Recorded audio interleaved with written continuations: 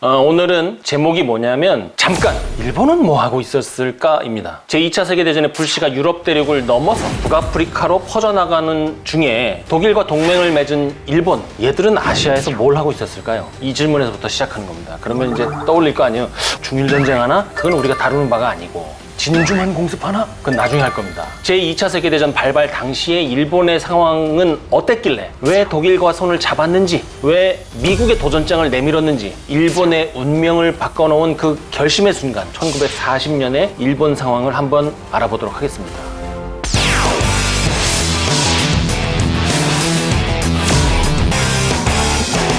우리 학교 다닐 때 항상 이렇게 누가 이렇게 물어보잖아요. 선생님, 시험 범위 어디까지예요? 그러면 니네 배운 거 전부 다야. 그러면 애들이 막 에이 이러잖아요. 그런 선생님들은 아무리 때를 쓰고 물어보고 막 왁왁거려도 대답을 안 해줘요. 나중에 이제 반장을 통해서 시험 범위 어디까지 다 전파돼가지고 칠판에 써놓기는 하죠. 저는 학교 다닐 때 항상 그거 칠판에 써놓은 것도 제대로 안 봐가지고 시험을 망친 기억이 있긴 합니다만, 이 전쟁사 공부도 마찬가지입니다. 우리가 그 모든 것을 다 공부할 수는 없어요. 제2차 세계대전사도 그렇고 그 중에 일부인 아까 얘기 나온 진주만 공습, 진주만 폭격, 이거 알아본다고 하더라도 그 진주만 공습 폭격에 관련된 모든 것을 우리가 다 살펴볼 수는 없다고요. 그렇게 하는 것이 별로 효과적이지도 않고, 그러면 어떻게 해야 되느냐? 범위를 정해줘야 돼요. 그리고 그 범위는 명확하고 한정된 것일수록 좋겠죠. 그렇다면 일본과 제2차 세계대전을 논할 때 어디를 출발점으로 삼으면 좋을까요? 아시다시피 일본은 진주만 공습을 시작으로 독일과 함께 제2차 세계대전의 원흉으로 뿅 하고 등장하죠. 진주만 공습이라는 것을 한번 생각해 보자고요. 어디선가는 그 전함을 타고 일본군이 출발했을 거 아니에요. 이 함대가 타국의 영해로 들어가는 그 결정이라는 것은 정부를 통한 공식 결정이어야 가능하죠. 그러면 여기서 한번 들어갈 수 있는 거예요. 일본 정부는 왜 미국의 영해를 침범하고 전쟁을 불사하는 결정을 했을까?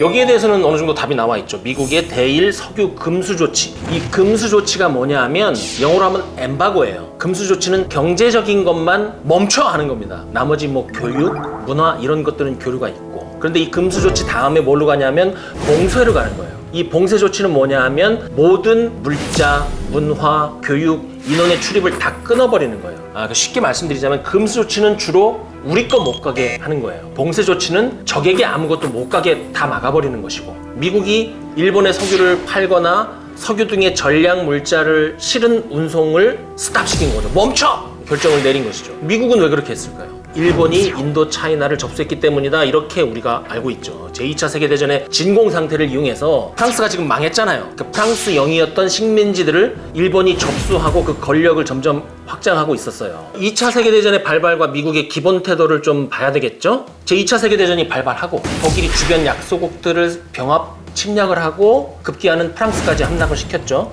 이게 1940년 6월, 이제 뭐 유럽의 주인은 확실히 독일이 된 것 같아요. 그런데 1941년 6월 22일에 독일이 역주행을 해요. 롤리 역주행을 합니다. 그래서 급발진을 하죠. 그래서 갑자기 독일이 소련을 공격을 해요. 이때 미국이 어떤 기본 자세를 갖고 있었냐면, 우리는 유럽의 사태에 개입하지 않는다. 이 전쟁을 일단은 유심히 관망하겠다, 이런 태도였어요. 이때 대통령이 누구냐면 프랭클린 루즈벨트잖아요. 이 루즈벨트하고 참모진은 일본을 어떻게 바라보고 있었냐면, 이때 당시 일본이 중국을 계속 공격하고 있었는데 그게 땅덩어리가 워낙 넓다 보니까 공격을 멈췄잖아요. 그리고 유럽이 영향력을 행사하고 있는 동남아시아를 건드리진 않을 것이다. 얘들이 아마 독일이 소련을 공격한 틈을 타서 반대쪽에서 소련 쪽으로 북진할 것이다, 이렇게 생각을 하고 있었어요. 그게 미국의 입장이었다고요. 그래서 미국은 입장을 이렇게 정했어요. 유럽에는 관여하지 않고 중국 쪽에는 현상을 유지하며, 일본이 행여나 소련을 공격하려고 할 때 일본을 가장 효과적으로 막을 수 있는 금수 조치를 통해서 보급주를 차단한다, 이 정도 판단을 하고 있었어요. 미국으로서는 일본이 동남아시아를 공격하는 것도 소련을 공격하는 것도 바람직하지 않은 것이죠. 그러나 이제 그런 생각을 갖고는 있었지만 미국이 여기에 개입할 수는 없죠. 많은 사람들이 후세에 이렇게 얘기를 해요. 미국이 저기에 개입했어야 된다, 이렇게 쉽게 얘기하는 거죠. 근데 그게 저 큰 바다 너머에 있는 미국이 움직인다는 것이 굉장히 어렵고 복잡한 일이잖아요. 상황은 이런 것이죠. 미국이 지금 현재 일본이 동남아시아를 침략하는 것을 어떻게 막을 수는 없어요. 하고는 싶지만 소련을 공격하는 것을 막는 것도 사실은 어려워. 그러니까 일본이 중국 쪽으로 들어가는 것만은 좀 막자, 이런 결정을 내리면서 1941년 7월부터 일본에 대해서 정치적인 공세, 외교적인 공세, 경제적인 공세를 시작을 합니다. 그런데 이게 일본의 위기의식을 건드려버리네. 그래서 일본이 어떻게 하냐면 굉장히 어리석지만 우리 현실에서 자주 일어나는 그런 행동을 해요. 미국? 네가 내 센터를 깐다고? 좋아, 너 큰 바다 건너편에 있으니까 너 오기 전에 내가 활활 다 태워버릴 거야. 이런 생각으로 나가는 겁니다. 근데 이때 일본이 어떤 상태였냐면 미국에 대한 대비책이 없는 상태였어요. 일본이 하고 싶은 그 중국 확장, 동남아시아 국가들 침략하는 것, 이것을 미국이 못하게 하고 방해했을 때 어떻게 해야 된다는 그런 대비책이 없는 상태였기 때문에 굉장히 당황하면서 화를 냈어요. 그리고 일본 내각에서는 야, 우리 삼국동맹 이거 파기하자, 독일하고 편먹지 말자, 우리 손에다, 이런 얘기도 나와요. 그런데 갑자기 어차피 센터 까일 거 소련 공격해버려, 이런 얘기를 해요. 그 얘기를 누가 하냐면 한 국가의 외무대신이라는 작자 마스오카 요스케가 이 얘기를 해요. 그 얘기를 듣자마자 남진에서 동남아시아를 공격하자, 이런 얘기가 나와요. 그건 왜 했냐면 아마도 그런 게 있었을 것 같아요. 항상 누가 무슨 얘기를 하면 그냥 무조건 반대하는 놈들이 있잖아요. 그게 일본 해군이었어요. 지금 소련을 북진해서 공격하자는 얘기가 나오고 있는데 이 얘기 보니까 주로 육군이야. 우리 육군한테 주도권을 뺏길 수 없잖아. 우리는 그럼 동남아시아 침략하자고 하자, 이렇게 얘기를 하는 거예요. 정치적이죠, 굉장히. 자기들이 추구해온 대양 해군 건설 계획에 차질이 생길까 봐서 그랬다고들 얘기를 해요. 물론 동남아시아를 침략하는 그런 결정을 하고 행동을 하면 미국과 충돌이 벌어질지도 모른다는 것을 충분히 알고 있었어요. 하지만 그런 것보다는 해군의 이익이 육군에 밀리는 거, 그걸 더 걱정한 거예요. 굉장히 매국노적인 생각 아니에요? 이때 다나카 신이치라는 작자가 일본 육군 참모본부의 작전 부장이었어요. 뭐라고 그러냐면 해군 니들이 주장하는 것처럼 동남아시아를 공격하는 방안에 문제가 있어. 우리가 미 해군에 대적할 정도의 전함이 있어? 없잖아. 그런데도 우리가 이길 수 있는 거야? 라고 묻죠. 상당히 좀 제대로 된 질문을 던진 것이죠. 그런데 해군이 뭐라고 하냐면 우리 이길 수 있어. 왜 못해? 그렇게 얘기를 해요. 그러니까 여기 또 누가 있냐면 오카다카즈미라고 있어요. 이 X가 바로 일본 내에 육군과 해군의 알력을 조장한 그 시초예요. 어찌 보면 얘 때문에 태평양 전쟁이 발발했다고 해도 뭐 대단히 과언은 아니에요. 이놈이 뭘로 유명하냐면 원래 일본 총참모부 내에 육군국이 있었어요. 그런데 여기에 대항해서 해군국을 만들자고 한 인원이고, 그 해군령을 바탕으로 대미 개전을 하자, 대미 개전론을 주창한 주요 인물 중에 하나죠. 모든 것을 흑백 논리, 뭐 아니면 도, 승리 아니면 패배로 보는 인간이었는데, 아까 다나카 신이치가 질문했다고 그랬잖아요. 전함이 있느냐, 미군과 싸워서 이길 수 있느냐. 근데 여기에 뭐라고 대답하냐면 미국과의 전쟁 아니면 항복뿐이야. 뭐 할 거야? 이렇게 대답을 해요. 이렇게 공적인 자리에서 전쟁 아니면 항복, 이렇게 프레임을 묘하게 바꿔서 얘기를 하면 말하는 순간 그 분위기 끝나는 거예요. 뭐라고 그럴 거예요? 전쟁 아니면 항복이라는데. 그리고 또 이렇게 대놓고 우리가 이길 수 있다, 전쟁 아니면 항복뿐이다, 이런 얘기하면 공적인 자리에서 당신 말 잘못됐어 이렇게 얘기하기 힘들잖아요. 싸움밖에 안 되니까. 일본이 이때 미국과 사이가 많이 안 좋았을까요? 원인을 한번 파고 들어가 보면 가장 가깝고 직접적인 원인 어디서 찾아볼 수 있냐면 1940년 9월에 독일, 이탈리아, 일본 이 삼국동맹 체결이죠. 추축국 만든 거. 이거 왜 했어요? 일본이 원래 뭐라고 계속 주장을 했냐면 서양 국가들은 동남아시아에서 빠져라, 여기는 내 구역이다, 이 얘기를 1940년부터 외교적으로 공공연히 주장을 했단 말이죠. 왜냐하면 유럽에 지금 전쟁 났으니까. 첫 번째 주장을 뭐라고 했냐면 영국의 버마 홍콩 쪽으로 들어오지 마, 그리고 중국의 군수 지원을 더 이상 하지 마시오, 이렇게 통보를 해요. 영국은 이때 혼비백산한 상태였죠. 프랑스가 항복을 해서 멘붕한 상태잖아요. 그래서 어떻게 하냐면 영국이 미국에 읍소를 해요. 이거 좀 너네가 맡아줘라. 일본이 지금 우리 보고 빠지라 그러는데 우리는 못 빠지겠다고 말을 할 수 있는 상황도 아니야. 미국 너네가 좀 맡아줘라고 얘기를 하죠. 그리고 영국은 일본에 대해서 별다른 의사표명을 적극적으로 하지 않아요. 영국이 뭐 쭈삣쭈삣하니까 일본이 이제 약세를 읽었잖아요. 그래서 이번에는 프랑스에 인도 차이나 북부에 우리 일본군 주둔할 건데 승인하면 니네랑 합의해서 들어가고, 아니면 우리 강제 주둔할 거야. 그리고 나 프랑스 세력 다 몰아낸다, 이렇게 통보를 해요. 프랑스가 그거 대답할 틈이 어디 있어. 지금 다 항복하고 파리에 들어오시오 막 이러고 있는데.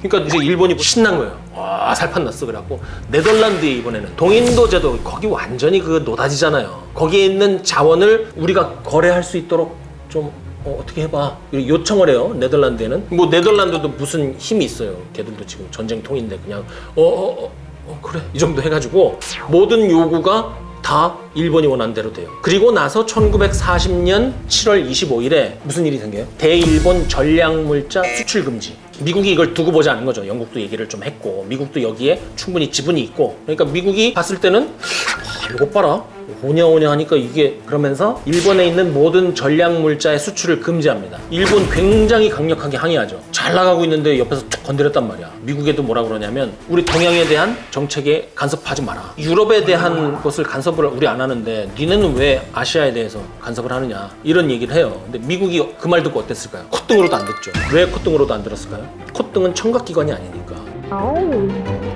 그래서 일본이 미국을 견제할 수 있는 대안이 없잖아요. 그래서 1940년 9월에 삼국동맹을 맺게 되는 것이다. 이렇게 얘기를 하죠. 원래 집에서 엄마가 과자 못 먹게 하면 야, 너 먹지 마 그러면 애들이 누구 쳐다봐요? 아빠 이러면 쳐다보잖아요. 도와달라 이거죠. 일본이 딱 이런 태도였어요. 그러니까 여기서 미국이 일본에 수출하는 주요 전략물자 수출을 금지시킨 거예요. 그런데 이때 아까 말씀드렸던 마스오카가 독일과 교섭안을 작성을 해요. 그걸 주도를 하죠. 그래서 처음에는 일본이 독일과 연대해서 영국과 전쟁을 벌인다고 문구를 써놓았었어요. 근데 이 마스오카가 전쟁 대상에 미국을 넣어버렸다고 그래요. 이때까지 독일은 미국하고 싸울 생각도 없는데 미국을 여기다 마스오카가 넣어버린 거예요. 마스오카는 미국을 왜 넣었을까요? 영국하고 프랑스, 네덜란드 해달라는 대로 다 해줬으니까 굳이 얘들하고 전쟁을 벌일 필요는 없어요. 그런데 미국은 지금 일본 동남아시아 진출을 강력하게 막고 있다는 거죠. 경제적으로 당장 타격을 주고 있어. 석유가 없으면 얘들은 꼼짝도 못하는데 미국이 석유 다 가로막았단 말이에요. 그러니까 결정적으로 일본이 지금 동남아를 먹기 위해서 필요한 군사력 건설 자체가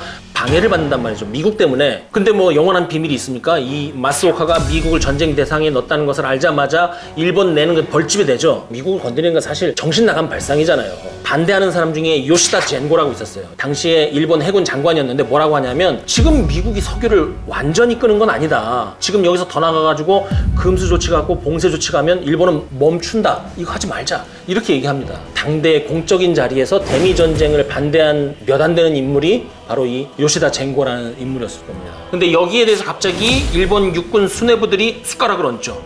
지금 유럽에서는 전쟁이 벌어졌고 또 미국이 지난번에 항공유, 고철 이런 전략 물자 등에 대한 수출 금지 조치를 이미 내렸는데 설마 우리가 독일하고 동맹 맺는다고 해서 석유를 완전히 끊을 것이냐, 그렇게까지 우리가 걱정할 필요는 없을 것이다, 이렇게 얘기를 해요. 그러니까 이 육군의 노림수는 뭐예요? 미국과의 전쟁을 각오를 하고 동남아 침공하자. 미국이 지금 그 석유까지 끊지는 않을 것이다. 그 얘기를 이제 슬슬 하는 거죠. 나중에 이 요시다 젠고가 그래서 쓰러집니다. 독일하고 동맹을 맺자는 세력, 그 다음에 미국과 전쟁도 불사하자는 세력과 끝까지 싸우다가 지쳐서 쓰러졌는데 진짜로 입실해가지고 장관 사퇴를 해요. 후임자로는 이제 누가 들어오냐면 중립론자 하나, 대미 강경파 아주 센 놈 하나가 이제 차관으로 들어와요. 그러면 이제 생각할 수 있잖아요. 이거는 이제 중립론자, 이거는 이제 허수아비고 핫바지고 앞에 세우는 거고, 이 대미 강경파 얘를 중심으로 이제 세력이 모인 거야. 그렇다는 건 이제 뭐냐, 독일, 이탈리아, 일본의 삼국 동맹 체결을 막을 놈은 하나도 없다. 이후로는 이제 쭉 흘러갑니다. 9월 7일에 독일 특사가 일본에 와요. 이제 실무적인 논의를 해야 되니까 독일은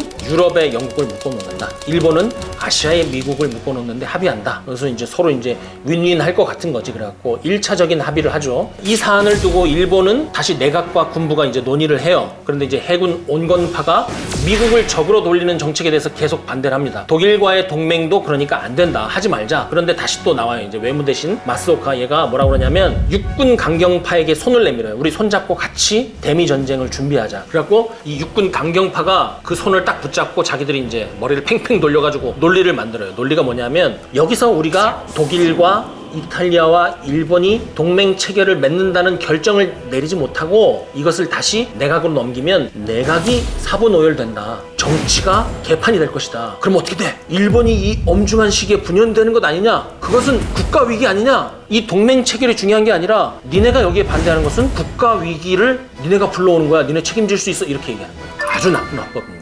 머리 좋은 나쁜 놈들이 쓰는 화법이에요. 이러니까 결국 대미 강경파들이 완전히 주도권을 잡고 말죠. 그래서 9월 14일에 일본 정부 회의에 올라가요. 안건이. 동맹 체결은 이미 기정사실이고 지금 우리가 얘기할 것은 해군이 내년 4월까지 미 해군을 상대할 수 있을 만한 개전 준비를 할 수 있느냐 없느냐를 얘기해야 된다. 그런데 해군 얘기를 들어보니 미국과 전쟁을 할 수 있다고 한다. 해군의 전비 강화를 위해서 어떻게 할 것인지 이 안을 통과시켜달라. 해군의 예산을 대폭 늘려달라. 안건이 이렇게 바뀌어버려요. 중간중간에 계속해서 질문은 나와요. 그 안에서도 모두가 바보 집단은 아니니까. 만일 야 우리가 독일하고 동맹을 맺어, 좋아. 동남아시아 침공 뭐 할 수 있어, 좋아. 그런데 미국이 석유를 완전히 끊으면 우리 어떻게 해? 근데 뭐라고 답을 하냐면 그러니까 우리가 독일과 동맹을 맺어가지고 동남아시아를 공격해갖고 석유를 스스로 확보해야 되는 거야. 이렇게 하는 거예요. 그래서 이제 삼국동맹은 이미 기정사실화가 됐어요. 이렇게 하면서 이제 일본에는 자신들이 동남아시아를 공격할 이 지역에 들어와 있는 서양 세력, 특히 미국을 공격할 명분을 이제 만들어야 되는 거예요. 이때 마침 나오는 게 바로 대동아 공영권이라는 얘기예요. 미국하고 전쟁하려고 동남아시아 먹으려고 명분 쌓기 위해서 만든 거라고요. 아주 얄팍하죠. 9월 19일부터 공문서에 보이기 시작을 합니다. 그리고 19일에 딱 넣자마자 야, 좀 숙성이라도 시키고 하지. 그 잉크도 마르기 전에 9월 22일에 인도차이나 공격해버리죠. 일단 석유를 먹어야 돼. 급하잖아. 그리고 미국이 더 이상 어떤 조치를 취하기 전에 이때부터는 막 나가. 그래가지고 9월 27일에 삼국 동맹 체결을 이제 선언을 하는 거예요. 이제는 이제 등 기댈 때가 이제 있잖아. 주도 면밀한 놈들이죠. 대외적인 명분만 만드느냐? 아니죠. 대내적인 여론도 통제하고 국민들, 언론인들 관리를 해야 전쟁을 수행할 수 있으니까 다른 논리를 이제 계속해서 만들죠. 그래서 이제 아까 그 마스오카 외무대신이 체계를 맺은 바로 그날 라디오 연설을 하는데 이렇게 얘기를 해요. 완전히 사실을 왜곡하고 자기들에게 유리하게 만들어 놓은 거예요. 들어보세요.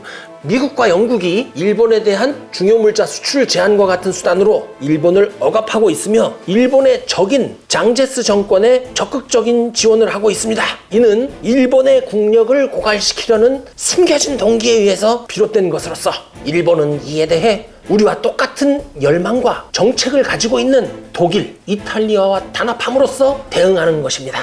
나중에 내각과 군부에서 어전회의 보고용으로 작성한 삼국동맹의 목표와 효과 그 내용에 보면 뭐라고 써있냐면 독일이 유럽을 장악하게 되면 영국과 미국의 장제스 지원선을 끊고 삼국동맹을 바탕으로 소련과 국교를 조정하며 중국을 완벽히 정복할 수 있을 것입니다. 이렇게 얘기를 해요. 굉장히 희망적이고 종교적인 광신마저 느껴지는 이것이 바로 일본이라는 나라가 지구의 반대쪽에서 제2차 세계대전이 벌어지고 있을 때 했던 공상이고 했던 짓거리입니다. 그 공상이 결국 지구의 나머지 반을 불지르고 전쟁의 참화 속에서 아시아가 5년이나 고통을 겪게 만드는 시발점이 됐을 줄은 그들도 몰랐을 겁니다. 더군다나 그러한 죄의 대가가 인류 최후의 무기라고 하는 원자폭탄 2발이 되어서 자신들 열도에 떨어질 줄도 몰랐겠죠. 이 사람은 흥미롭습니다. 벨기에 출신이에요. 영국군 소속이었고 러시아 이름을 가졌으며 일생의 대부분을 설탕공장 엔지니어로 활약한 사람이에요. 이집트에서 부대를 창설해요. 아주 희한하고 독특한 이력의 군인입니다. 영국 특수부대 중에 홉스키의 사설부대 이 창설자로 유명한 블라디미르 페니아코프 이 사람에 대해서 한번 알아보겠습니다.